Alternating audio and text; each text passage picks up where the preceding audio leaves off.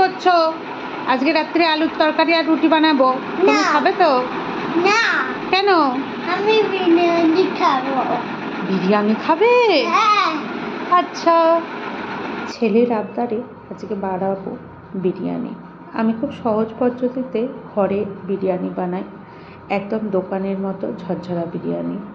স্বাদে খুবই ভালো খেতে হয়। আর আমার হাজব্যান্ড, আমার ছেলে এবং বাকিরাও বলে ভালোই বিরিয়ানিটা খেতে, এবং খুব সহজেই বানায়। চলো তোমাদের সঙ্গে শেয়ার করি। দেখো, মাংসে আদা রসুন বাটা, পেঁয়াজ বাটা, লঙ্কা বাটা আর বিরিয়ানি মশলা মাখিয়ে রেখে দিলাম। হলুদ দিইনি, নুন দিয়েছিলাম। এরপর গরম দুধে গোলাপ জল, কেওড়া জল, তার সঙ্গে বিরিয়ানি মশলা, মিঠা আতর আর কেশর দিয়ে ভালো করে ভিজিয়ে রেখে দেব। এরপর একটা পাত্রে তেল গরম করে তাতে আলু ভাজবো। আলু ভাজা হয়ে গেলে সেই তেলে পেঁয়াজ ভেজে বেরেস্তা করে কিছুটা তুলে রেখে দেবো। আর ওই ভেজে রাখা পেঁয়াজ বেরেস্তাতে মাখিয়ে রাখা মাংসটা দিয়ে ভালোভাবে নাড়বো। মিনিট 5 নাড়ার পর মাংসটা থেকে জল বেরিয়ে গেলে ওতে আলু আর মাংস একসঙ্গে দিয়ে ওটা জল দিয়ে সেদ্ধ করতে বসিয়ে দেবো।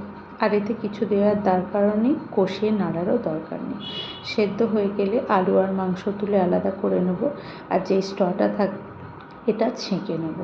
অন্যদিকে গরম জল বসিয়ে তার মধ্যে চাল দিয়ে ভালো করে ভাত করে নেব।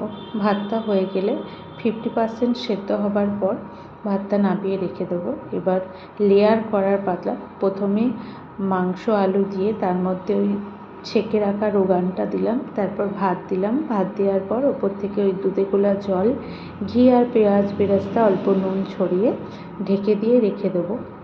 প্রথমে 5 মিনিট হালকা জোর আছে, আর তারপর 20 মিনিট অল্প আছে রেখে দিলেই বিরিয়ানি তৈরি হয়ে যাবে।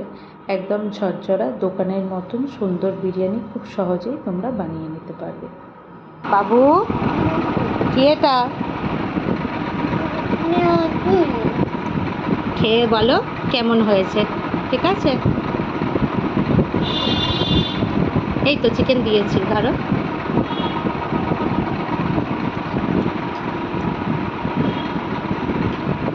কেমন? সত্যি?